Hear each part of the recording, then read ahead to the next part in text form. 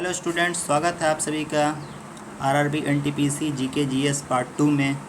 Part 1 में मैंने 10-12 question लिया था जीके जीएस का।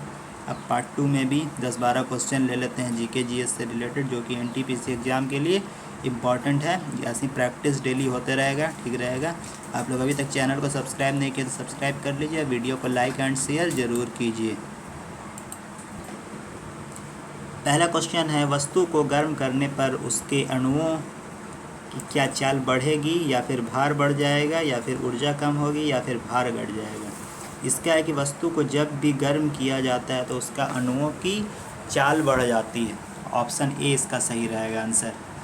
और सेकंड क्वेश्चन पर आ जाते हैं, वस्तु को गर्म करने पर अणुओं की चाल बढ़ जाती है। किसी वस्तु का ताप किसका सूचक है? किसी वस्तु का ताप किसका सूचक है? उसके अणुओं की कुल ऊर्जा, उसके अणुओं की औसत ऊर्जा का, उसके अणुओं के कुल वेग, उसके अणुओं की औसत गतिज ऊर्जा का।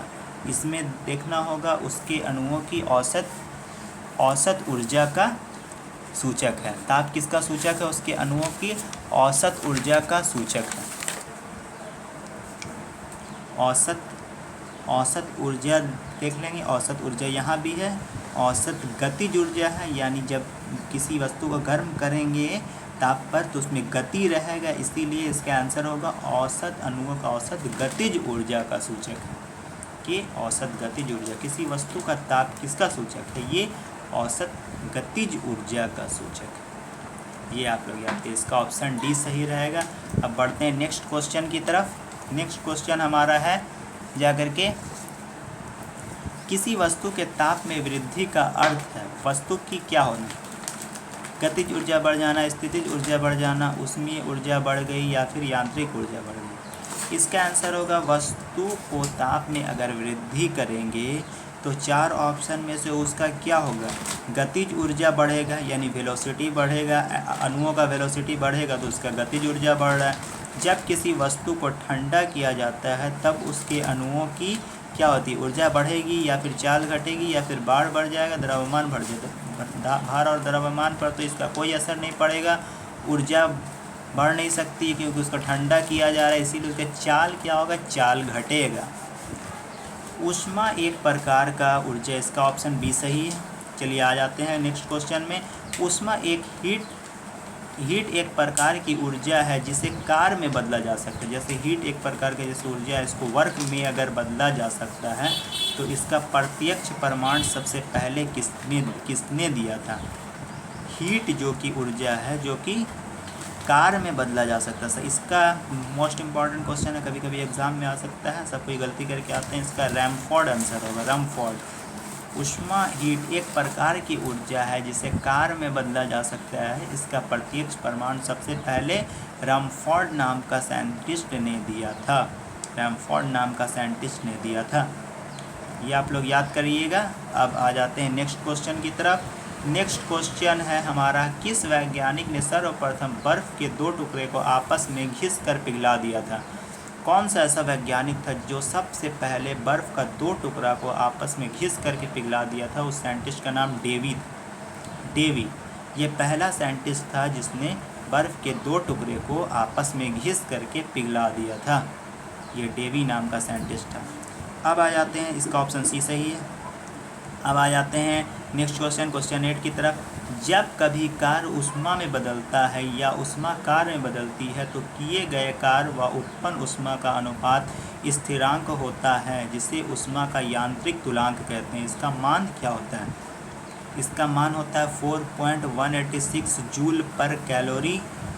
अगर इसको किलो कैलोरी में बदलेंगे तो 4.186 जूल पर किलो कैलोरी, और इसको अर्ग में बदलेंगे तो 4.186 जूल इंटू 10⁻7 अर्ग पर कैलोरी। उपरोक्त सभी ऑप्शन सही है। इसका ये कांस्टेंट रहता है, आप लोग याद कर लीजिएगा। इसका जो एक स्थिरांक रहता है ये कांस्टेंट रहता है। ऊष्मा का यांत्रिक तुलांक इसको कहा जाता है।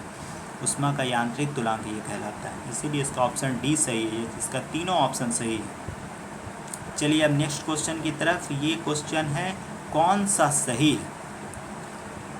J = W/Q, ये वाला ऑप्शन सही है।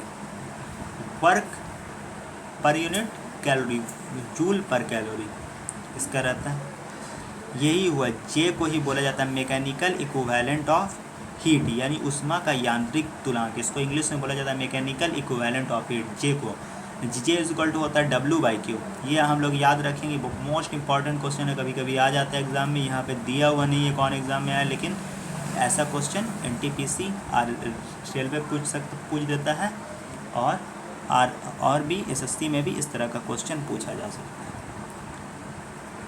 और एक दो क्वेश्चन और है, बहुत अच्छा क्वेश्चन है ये। जब कुछ पानी लगातार मंथन या फिर चर्निंग किया जाता है तब उसका ताप बढ़ जाता है।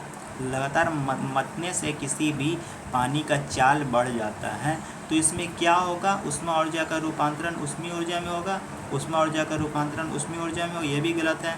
उष्मा ऊर्जा का रूपांतरण यांत्रिक ऊर्जा का रूपांतरण, हम किसी को मथ रहे हैं तो मथ रहे हैं मतलब यांत्रिक ऊर्जा कर रहे हैं, ये सब तो ऑप्शन गलत। यांत्रिक ऊर्जा का रूपांतरण हो रहा उष्मीय ऊर्जा में, तब ना वो ताप उसका बढ़ गया। हम चर्निंग कर रहे हैं, मंथन कर रहे हैं, जैसे मथने से दूध को मथने से मक्खन निकलता है, तो उससे क्या होगा, यांत्रिक कार्य हम कर रहे हैं, इसीलिए इसका ऑप्शन सी सही होगा। चलिए आ जाते हैं नेक्स्ट क्वेश्चन की तरफ।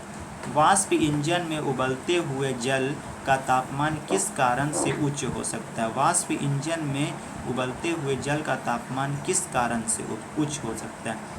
तापमान कैसे उच्च होगा, तापमान उच्च होगा यानी अंदर दाब उच्च है, यानी तापमान डायरेक्टली प्रोपोर्शनल टू प्रेशर। जब जल में विलीन पदार्थ, ये भी गलत हो गया। बॉयलर के अंदर निम्न दाब, ये भी गलत हो गया। बॉयलर के अंदर उच्च दाब, ये सही है। आगे का क्वेश्चन देख लेते हैं। अग्नि अत्यधिक उच्च तापमान पर होती है, ये वाला गलत है। बॉयलर के अंदर उच्च दाब, ऑप्शन नंबर सी सही है। ये वाष्प इंजन में उबलते हुए जल का तापमान किस कारण से उच्च होता है, क्योंकि अंदर का जो प्रेशर रहता है वो हाई रहता है, इसीलिए वो हाई रहता है। इसका ऑप्शन सी सही है। ये इतना ही क्वेश्चन था ये। आई होप कि ये सब क्वेश्चन आप लोग को याद हो चुका होगा। ये सबको 2 बार अगर देख लीजिएगा तो और अच्छा से याद हो जाएगा। क्वेश्चन अच्छा से याद हो चुका होगा। वीडियो को लाइक कीजिए, शेयर कीजिए, चैनल सब्सक्राइब कीजिए। धन्यवाद। वीडियो देखने के लिए आपका बहुत बहुत धन्यवाद।